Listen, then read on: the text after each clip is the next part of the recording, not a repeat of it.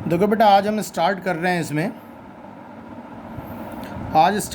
इसमें Faraday law पे based जो न्यूमेरिकल हैं ऐसे न्यूमेरिकल मैंने यहाँ पर निकाले हैं जो एनसीईआरटी बुक में भी हैं, आईएससी बोर्ड की बुक में भी हैं। एनसीईआरटी का मैं बता देता हूँ कि पेज नंबर 86 पर इंटेक्स में एक प्रॉब्लम है 3.11। क्वेश्चन दिया है आईएससी बोर्ड के लिए, मैं क्वेश्चन मैंने लिख भी दिया है यहाँ पर। कंसीडर द रिएक्शन, ये रिएक्शन दी है। कह रहा व्हाट क्वांटिटी ऑफ इलेक्ट्रिसिटी पूछ रहा है in coulomb needed to reduce Cr2O7 2 minus. इसको रिड्यूस करने के लिए कितनी इलेक्ट्रिसिटी कुलैम में चाहिए। रिएक्शन उसने दे दी Cr2O7 2 minus 14H plus 6 electron 2Cr3 positive और 8S2। तो देखिए इसका यहाँ पर कुछ नहीं लिखा, तो इसका 1 मोल है। 1 मोल के लिए क्वांटिटी ऑफ इलेक्ट्रिसिटी कितनी लगेगी, यहाँ पर 6 इलेक्ट्रॉन है तो कितना लगेगा 6 फैराडे। तो याद रखिएगा 1 मोल के लिए यहाँ पर 6 फैराडे इलेक्ट्रिसिटी लगेगी। फैराडे को कुलाम में चेंज कर लो क्योंकि उसने आंसर आपसे कुलैम में पूछा है। 6:96500 कुलैम, ये इसका आंसर हो जाएगा। ये क्वेश्चन हो गया कंप्लीट। ये वाला क्वेश्चन देखिए, ये क्वेश्चन 3.10 है, पेज नंबर 86 पर। ये एनसीईआरटी में, आईएससी बोर्ड में भी दिया है, तो इसलिए मैंने इसको यहाँ पर ले लिया है। If current of 0.5 ampere, 0.5 ampere current उसने दिया है। आई की वैल्यू उसने हमें दे दी 0.5 ampere. Flows through a metallic wire 2R, time उसने दे दिया 2R। इसको आप चेंज कर सकते हैं 2:60 second. Then how many electrons would flow, number of electron निकालने हैं। तो बेटा as you know very well, Q is equal to NE भी होता है और Q is equal to IT भी होता है। तो NE और IT को बराबर रख दीजिए, दोनों Q की वैल्यू है। और N इज इक्वल टू क्या हो जाएगा, IT अपॉन E। I की वैल्यू दे रखी है 0.5, T हो गया आपके पास 2:60 upon E, charge on electron 1.6 10⁻⁻⁹। यहाँ से आपके पास N की वैल्यू निकल आएगी 2.25 10⁻22। ये आपके पास यहाँ पर वैल्यू निकल आई। ये आपके पास क्वेश्चन ये हो गया। अब हम चलते हैं यहाँ पर कुछ एक्सरसाइज के क्वेश्चंस पर चलते हैं हम यहाँ पर। देखिए जरा,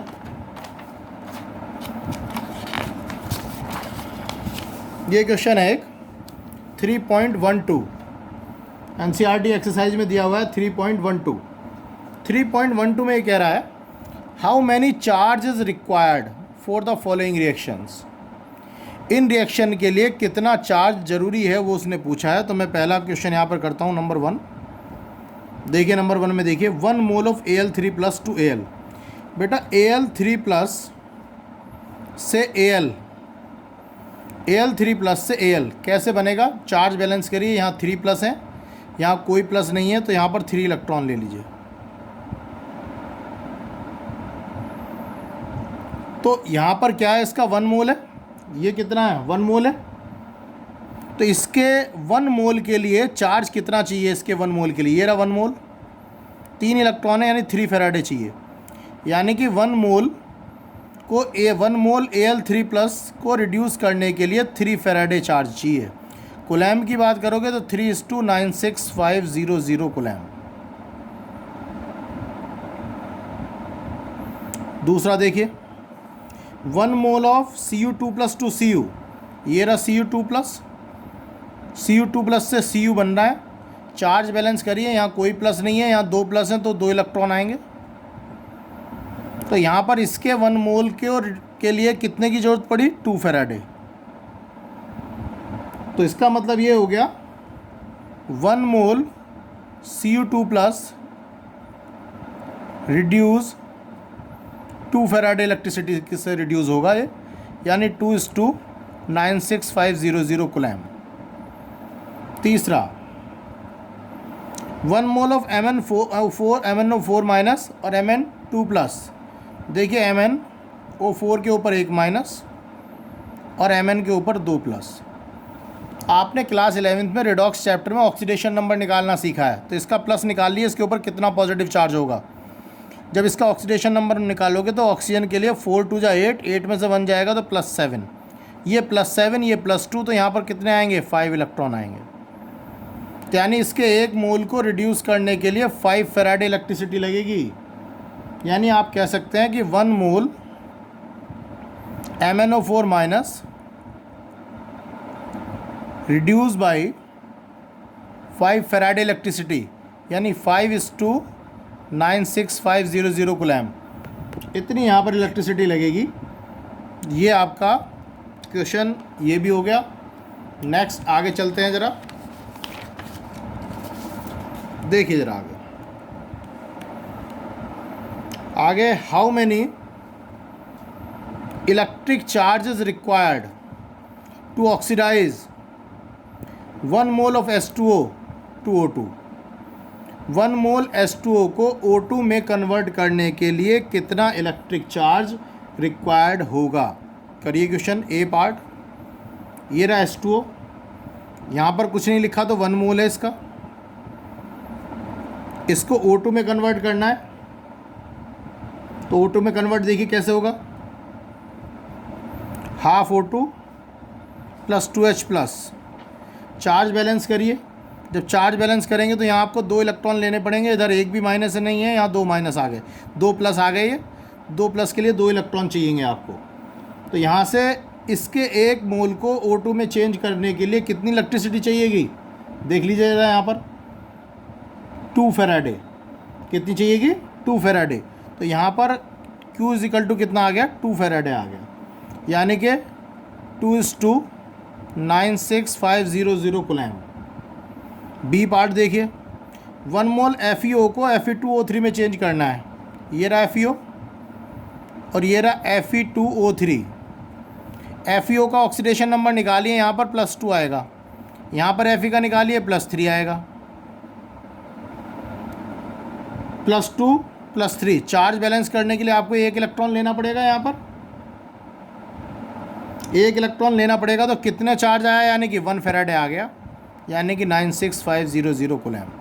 जितना चार्ज है उतना ही इसके 1 मोल के रिड्यूस करने के लिए लगेगा 1 फैराडे।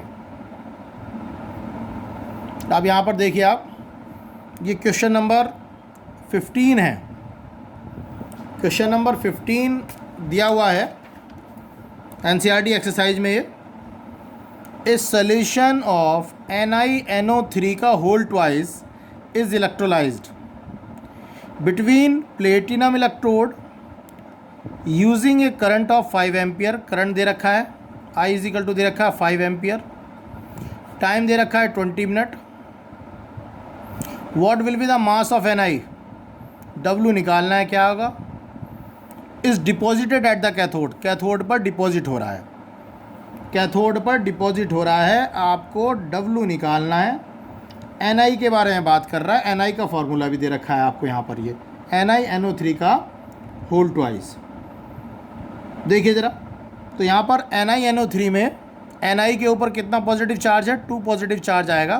तो इस NiNO3 के होल ट्वाइस के लिए इसका इक्विवेलेंट वेट हो जाएगा, इसका एटॉमिक मास, इसका एटॉमिक मास है 58.71 अपॉन 2। कैटायन और एनायन का एलसीएम 2 आ जाएगा, Ni 2+ होता है, NO3 1- होता है, तो ये अपॉन 2 आ जाएगा।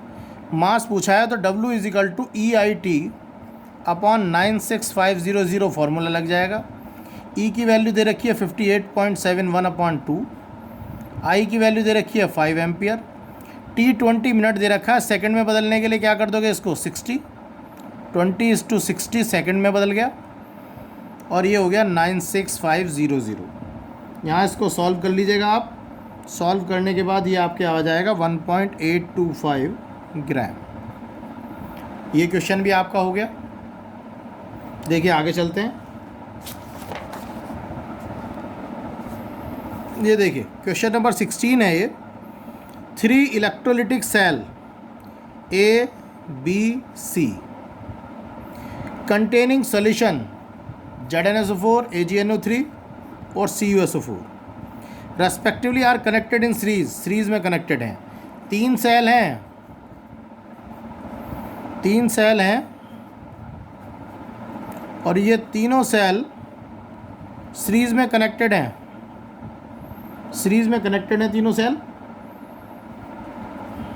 तीनों सेल सीरीज में कनेक्टेड हैं। और सेल किस किस चीज़ के हैं? ZnSO4 का है, AgNO3 का है, CuSO4 का है। A steady of current 1.5 ampere is passed through them. सब में एक ही करंट पास किया है, I इज इक्वल टू 1.5, अलग अलग नहीं है।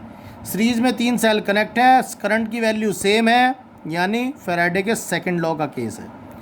Until 1.45 gram of silver deposited, 1.45 gram of silver deposited, जब तक इतना सिल्वर डिपॉजिट ना हो जाए तब तक करंट को पास किया at cathode of cell B. How long did the current flow? What mass of copper and zinc were deposited. वो ये कह रहा है करंट को कितने समय तक फ्लो करें कि 1.45 ग्राम सिल्वर डिपॉजिट हो जाए। करंट इतना पास करना है और कितना कॉपर डिपॉजिट होगा, कितना जिंक डिपॉजिट होगा, ये भी निकालना है। देखिए आई दिया है, टी निकालना है और WAG दिया है उसने 1.45 ग्राम, इतना डिपॉजिट करना है। तो पहले तो इतने को सिल्वर को डिपॉजिट करने के लिए इतने करंट को पास करें, टाइम कितना लगेगा। तो देखिए ज़रा, W is equal to EIT upon 96500 से आपने निकाल लिया सिल्वर के लिए E की वैल्यू कितनी होती है 108, I 1.5, T निकालना है 96500 और W दे रखा है 1.45 ग्राम। तो W की वैल्यू आ जाएगी 1.45 ग्राम, ये रहा 1.45 ग्राम। यहाँ से T निकल आएगा, निकाल लीजिएगा यहाँ से T 863.7 सेकेंड आ जाएगा, 14.4 मिनट आ जाएगा। उसने कहा है कि ये तीन सेल हैं ZnSO4, AgNO3 और Cu का। सिल्वर का इतने ग्राम डिपॉजिट करना है, इतना करंट पास करना है, तो कितना समय लगेगा, समय निकल आया। अब कह रहा है इसी कंडीशन पर Zn कितना डिपॉजिट होगा और Cu कितना होगा। तो देखिए मैं यहाँ पर इसी क्वेश्चन को यहाँ पर कर देता हूँ। अब ये फैराडे के सेकंड लॉ का केस है, तो अब मैं क्वेश्चन बना लेता हूँ। देखिए WZn, या आप ले लीजिए WAG upon WZn is equal to EAG upon EZn। WAG दिया है 1.45, WZn निकालना है, EAG का होता है 108 और Zn का जो AG होता है, Zn का जो इक्विवेलेंट वेट होता है, इसका एटॉमिक मास अपॉन 2 होता है, 65/2 होगा। Zn एक एलिमेंट है, एलिमेंट का एटॉमिक इक्विवेलेंट वेट होता है उसका मास अपॉन वैलेंसी, इसकी वैलेंसी होती है 2, तो 65/2। यहाँ से WZn निकल आएगा, तो WZn की वैल्यू यहाँ पर निकल आएगी। WZn यहाँ पर आ जाएगा आपके पास 0.435। अब क्या बचा Cu। अब की बार आप ले लीजिए WCU WAG upon WCU is equal to EAG upon ECU। आप CU को Zn के साथ भी ले सकते हैं, AG के साथ भी ले सकते हैं, आप फ्री हैं इस चीज़ के लिए। तो WAG दे रखा है 1.45, WCU निकालना है, AG का इक्विवेलेंट वेट 108 होता है, CU का होता है 63.5/2। यहाँ से आप WCU आप निकाल लेंगे, WCU की वैल्यू आपकी यहाँ पर निकल पर आ जाएगी 0.43 ग्राम। इस तरह से ये क्वेश्चन आपका ओवर हो जाएगा। ये फैराडे पे जो बेस क्वेश्चन है वो मैंने आपको यहाँ पर फैराडे के बेस क्वेश्चन मैंने कराए हैं। अब मैं अगला टॉपिक यहाँ पर इलेक्ट्रोलाइसिस को डिस्कस करूँगा आपसे। इलेक्ट्रोलाइसिस को डिस्कस करने जा रहा हूँ मैं अब यहाँ पर।